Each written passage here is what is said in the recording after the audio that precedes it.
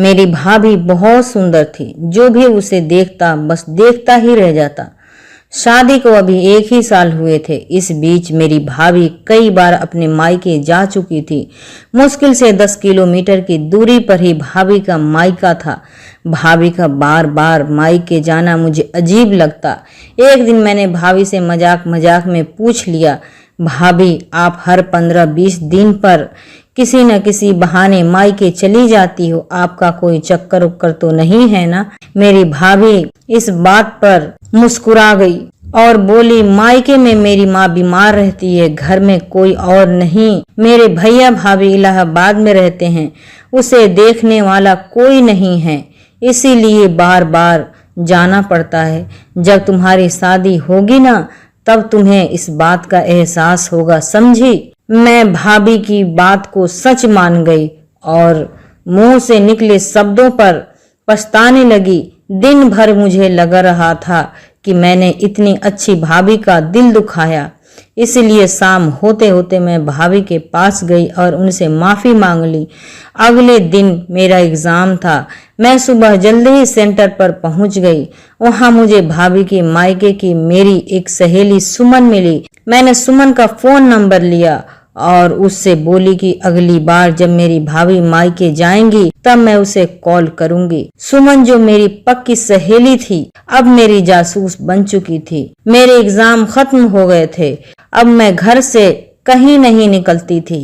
घर में रहकर पढ़ाई करती और घर के कामों में भाभी का हाथ बटाती। एक दिन सुबह उठी तो देखा कि भाभी सज धज कर बिल्कुल तैयार हैं। मैंने उनसे पूछा तो उन्होंने बताया कि रामपुर में उनकी माँ बीमार हैं, आज जा रही हूँ, कल शाम तक वापस आ जाऊंगी।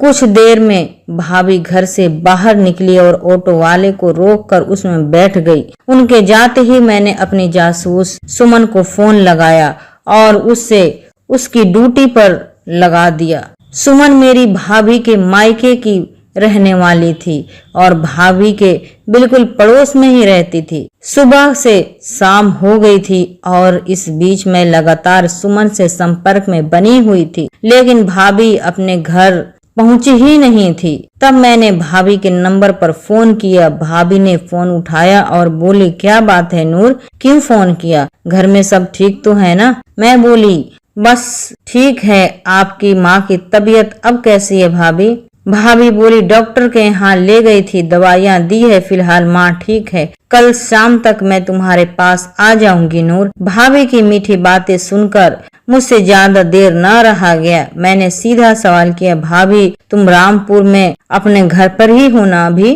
भाभी झट से बोली, नूर तुम भी न हद करती हो, मैं और कहाँ जाऊंगी बताओ तो?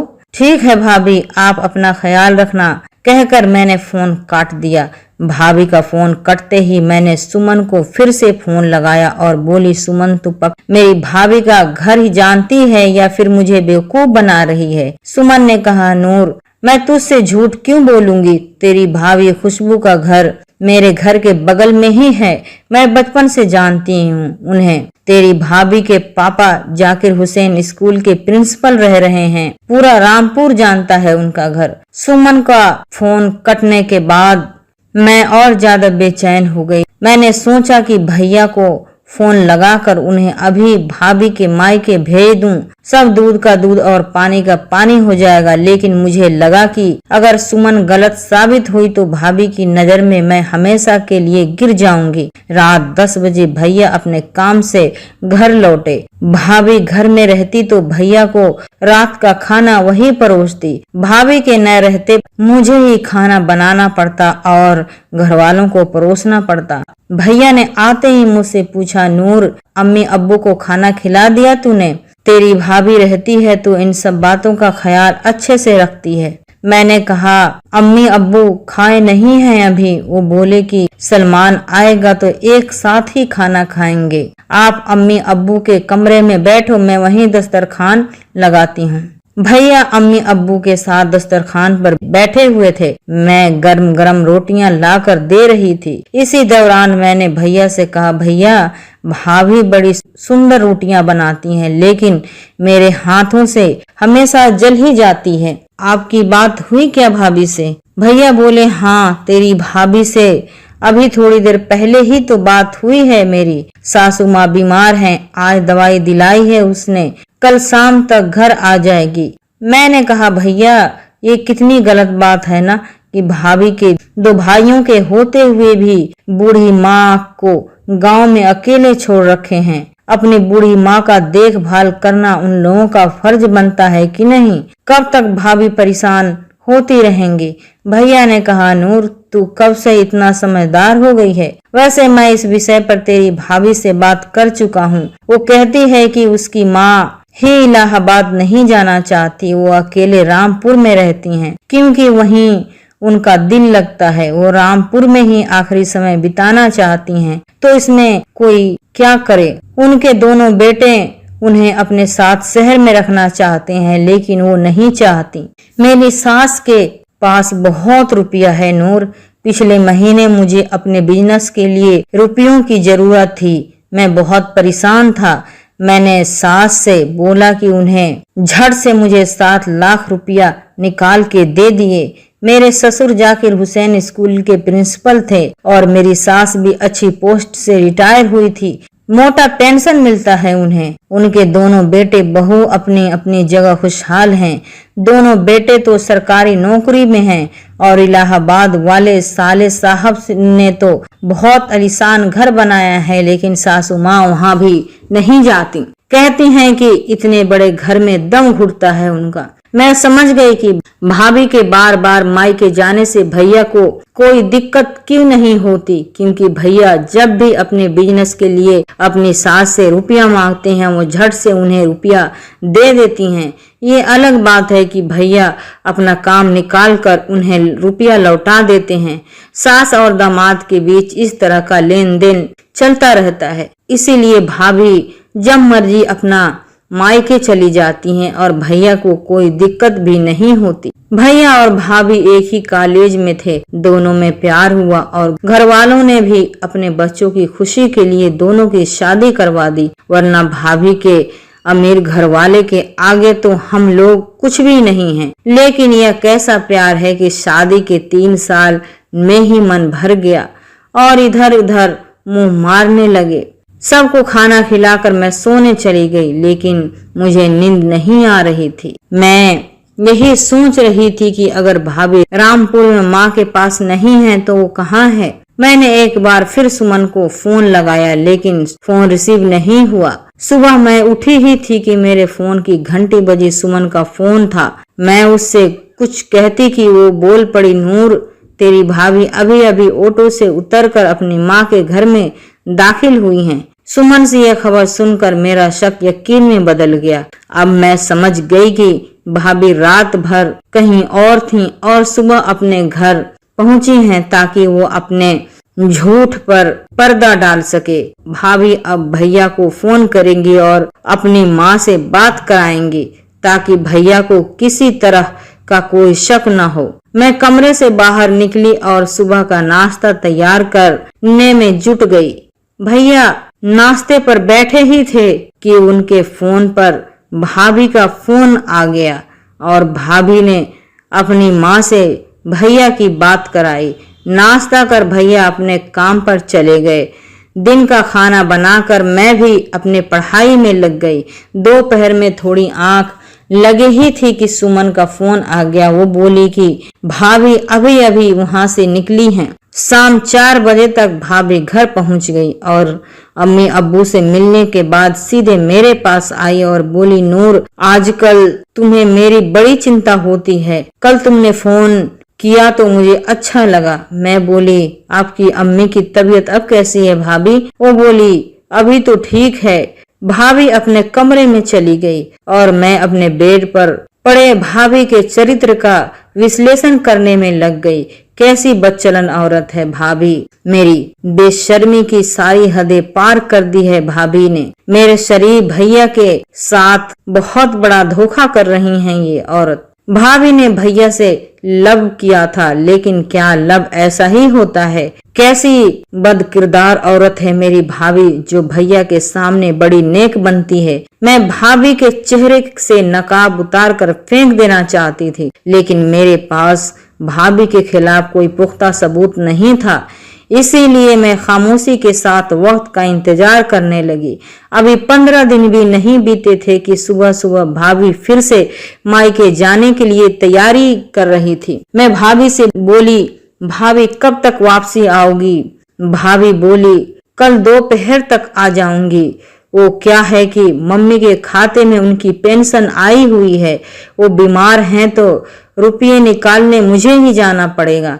मैं बोली, ठीक है भाभी, आप निश्चिंत होकर जाइए, मैं रात का खाना बना लूंगी। भाभी के निकलते ही मैंने अम्मी से कहा कि अम्मी मैं कॉलेज के लिए निकल रही हूँ, शाम तक आ जाऊंगी। और स्कूटी स्टार्ट कर मैं भी भाभी के ऑटो के पीछे निकल पड़ी। रामपुर की दूरी 10 किलोमीटर ही थी, लेकिन ट्रैफिक और सड़क खराब होने की वजह से 1 घंटा लग जाता था। भाभी रामपुर के रास्ते पर थी तो मुझे लगा कि मैं पीछा कर रही हूँ। भाभी को इस बात का शक तो नहीं हो गया है। तभी भाभी का ऑटो हजारीबाग की ओर मुड़ा और कुछ ही देर में एक पुराने मकान के गेट के सामने जाकर रुक गया। ऑटो वाले को किराया देने के बाद भाभी सीधे उस घर में दाखिल हो गई। घर के बाहर लगी टूटी फूटी नेम प्लेट पर लिखे नाम को गौर से पढ़ा तो शाकिब अली लिखा हुआ था। मैं हेलमेट लगाई हुई थी, वापस मुड़ी और अगले 1 घंटे में मैं घर पहुंच गई। रात को सभी को खाना खिला देने के बाद मैं भैया से बोली, भैया भाभी से बात हुई आपकी? भैया ने कहा, हाँ शाम को बात हुई थी, अभी खाने के बाद एक बार और बात। वैसे तुझे आजकल अपनी भाभी की बड़ी चिंता होती है।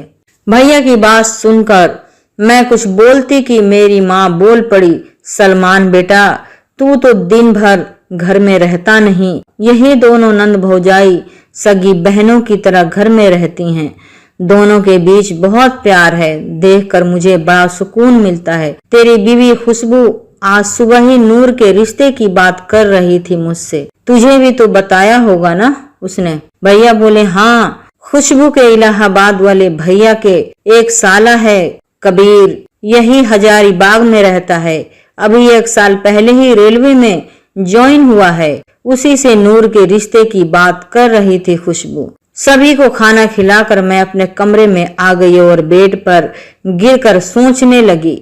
मैं भाभी के रिलेशन में कभी शादी नहीं कर सकती, वो औरत बदचलन है। अपने परिवार में रिश्ता जोड़कर भाभी अपने कुकर्मों पर पर्दा डालना चाहती हैं, और कहीं यह कबीर ही तो नहीं जिसके साथ भाभी का चक्कर चल रहा है, क्योंकि भैया ने बताया कि कबीर हजारीबाग का रहने वाला है। यह सब सोचकर मैं भाभी को कोसे जा रही थी और मुझे भैया पर बेइंतहा तरस आ रहा था कि वो जिस औरत पर आंख मूंद कर भरोसा करते हैं वो औरत तो छिपी हुई नागिन है। सुबह हुई तो सुमन का कॉल आया कि उसकी भाभी अभी अभी अपनी माँ के घर पहुंची है, और हर बार की तरह भैया के फोन पर भाभी का फोन आया। भैया ने अपनी सास से बात की और पता चला कि भाभी दोपहर तक घर पहुंच जाएंगी। धीरे धीरे सप्ताह गुजर गया। इस बीच घर में मैं भाभी के साथ पहले जैसा ही बर्ताव करती, ताकि उन्हें जरा भी शक न हो कि मैं उनके गहरे राज जान चुकी हूँ। एक दिन मैं घर से बहाना बनाकर निकली और सीधे हजारीबाग उसी जगह पहुंची जहां मैंने पिछले बार भाभी को जाते हुए देखा था। मैं उस मकान के सामने के किराने की दुकान पर गई और हेलमेट सर पर लगाए हुए दुकान वालों से बोली, अंकल क्या कबीर जी इसी मकान में रहते हैं? दुकानदार बोला, इस मकान में तो कबीर नाम का कोई नहीं रहता, लेकिन इस गली में बहुत से लोग रहते हैं जिनका नाम मैं नहीं जानता। मैं बोली, एड्रेस तो यही दिया था और शाकिब अली का घर बताया था। दुकानदार बोला, शाकिब मियाँ तो 3 साल पहले ही गुजर चुके हैं। मैंने और ज्यादा सवाल नहीं किया और वापस घर आ गई। मैंने कसम खाई कि मैं इस बार भाभी के रंगे हाथों पकड़ूंगी। एक दिन सुबह उठी तो मुझे भैया से मालूम हुआ कि घर में इलाहाबाद से भाभी के कुछ रिश्तेदार आने वाले हैं। भाभी भी बड़ी खुश नजर आ रही थी और भैया भी सुबह से बिजी थे।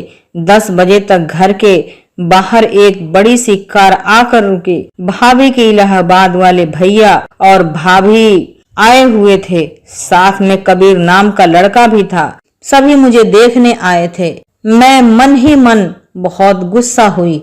एक बार तो लगा कि भैया को अभी सारी बात बता दूं, फिर कुछ सोचकर रुक गई। गुस्से को काबू कर मैंने सभी के साथ नॉर्मल बर्ताव करने का मन बना लिया।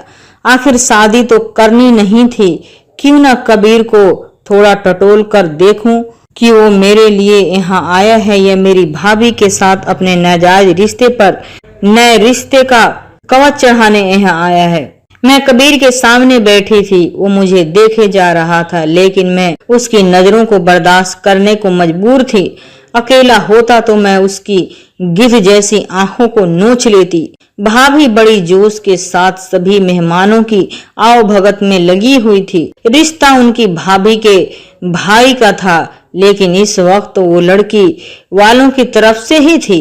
कबीर को देखकर मुझे बार बार गुस्सा आ रहा था। अगर वो मेरी भाभी का आशिक न होता तो लड़का बुरा नहीं था। सुंदर, गठीला और कामयाब लड़के आजकल कहाँ मिलते हैं।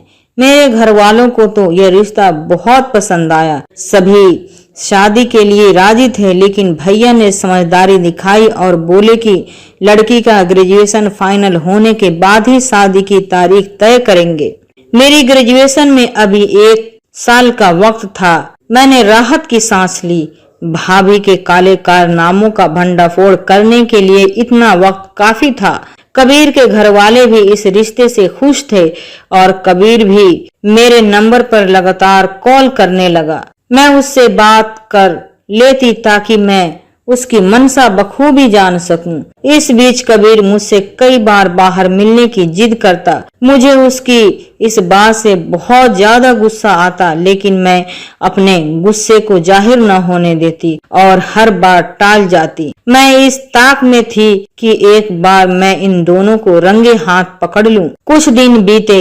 2 दिन से लगातार बारिश हो रही थी और इस बरसात में भाभी के अंदर की हवस की आग भड़क उठी थी। शायद इसीलिए भाभी ने मायके जाने की तैयारी कर ली थी। बड़ी देर तक इंतजार के बाद जब कोई ऑटो वाला नहीं मिला तो मैं भाभी से बोली, भाभी आज बारिश की वजह से शायद कोई ऑटो वाला तैयार नहीं हो पाएगा, इसीलिए आज मत जाइए। मौसम ठीक हुआ तो कल चले जाना। भाभी ने कहा कि उन्हें किसी भी कीमत पर आज ही निकलना है। बड़ी मुश्किल से उन्हें एक ऑटो मिला और वो निकल गई।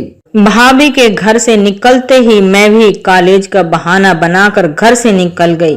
भाभी के कुकर्मों को अपने आंखों से देखने वाला एक गवाह तो हो मेरे साथ, इसीलिए मैंने सुमन को पूरी बात बता दी थी और उसे हजारीबाग में ही बुला लिया था ताकि मैं अकेले न पड़ जाऊं। हल्की बारिश के बावजूद सही समय पर और बताई गई जगह पर सुमन मुझे मिल गई। मुझे मेरी इस सहेली पर नाज था जिसे मैं अपना मानती थी, वो चुड़ैल निकली और सुमन जो मेरी अपनी नहीं थी वो इस वक्त मेरे लिए जान हथेली पर रख कर आ गई थी। अब स्कूटी पर सुमन और मैं भाभी को ऑटो का पीछा कर रहे थे। थोड़ी देर में ही भाभी का ऑटो उसी पुराने मकान के आगे रुका। भाभी मकान के अंदर दाखिल हुई। भाभी के अंदर दाखिल होते ही मैं और सुमन भी मकान तक पहुंच गए, लेकिन तब तक मेन गेट बंद हो गया था। मकान की बाउंड्री जर्जर हालत में थी।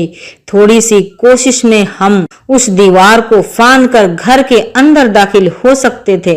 मैंने सुमन को गेट पर ही रुकने का इशारा किया और अपने मोबाइल से भैया को मैसेज टाइप कर दिया, भैया मैंने आपको लोकेशन सेंड किया है, आप इसी लोकेशन पर जितनी जल्दी हो सके पहुंच जाएं। आपके लिए यहाँ एक बड़ा सरप्राइज है। मैं डर रही थी यह सोचकर कि कबीर जैसे मुस्टंडे ने मुझ पर हमला कर दिया तो उस चुड़ैल को तो मैं अकेला ही संभाल लूंगी, लेकिन कबीर को नहीं। इसीलिए बाउंड्री से अंदर दाखिल होते हुए मैंने सुमन से कहा कि वो गेट पर ही रुके और जैसे ही मेरी चीख सुने वैसे ही गली में शोर मचाना शुरू कर दे ताकि वहां भीड़ जमा हो जाए। मैं घर के अंदर दाखिल हुई। अंदर से यह कोई बहुत पुराना भूत बंगले टाइप वाला मकान लग रहा था। एक छोटी गैलरी के बाद मुझे एक ठीक ठाक कमरा नजर आया। मैं धीमे कदमों से कमरे के तरफ पहुंच गई।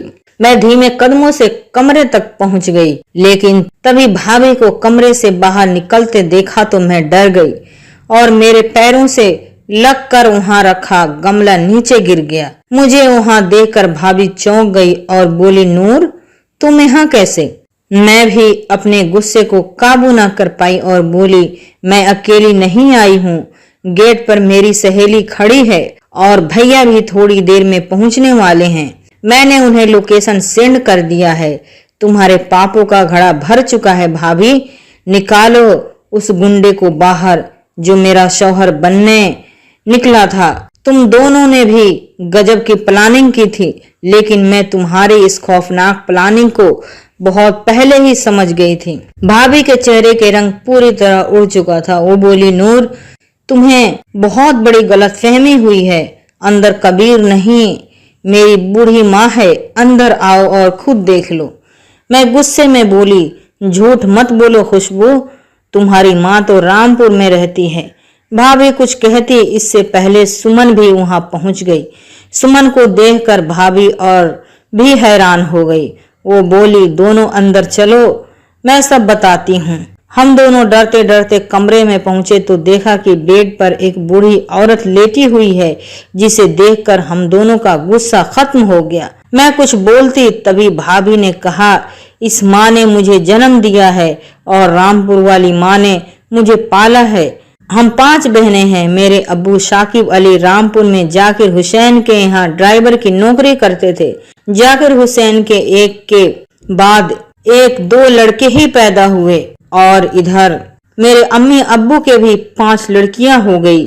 जब मेरी ये माँ 6ठी बार प्रेग्नेंट हुई तो जाकिर हुसैन की बीवी यानी कि मेरी रामपुर वाली माँ ने मेरे अब्बू से कहा कि अगर इस बार भी उनके यहाँ बेटी हुई तो वो जन्म होते ही उस बच्ची को उनके हवाले कर देंगे। रामपुर में उस बच्ची की अच्छी परवरिश होगी।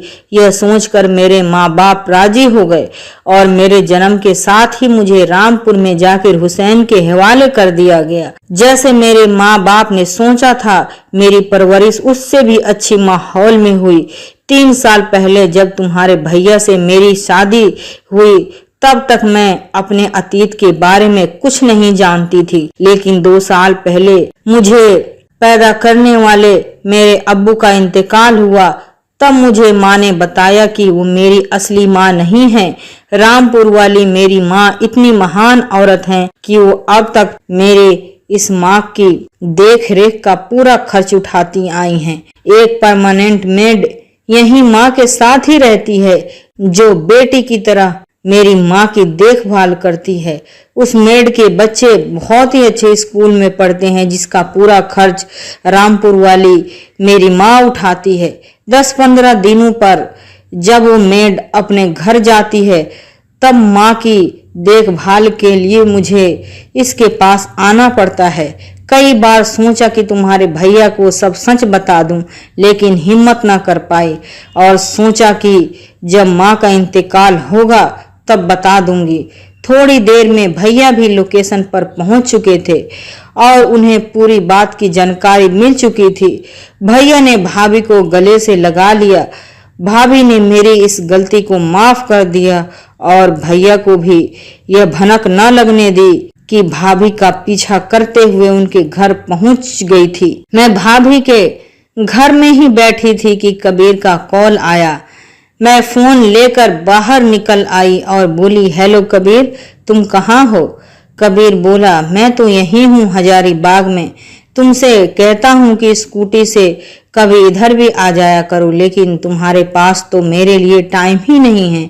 मैं बोली, एड्रेस और लोकेशन सेंड करो, मैं अभी 5 मिनट में तुम्हारे फ्लैट पर पहुंच रही हूँ।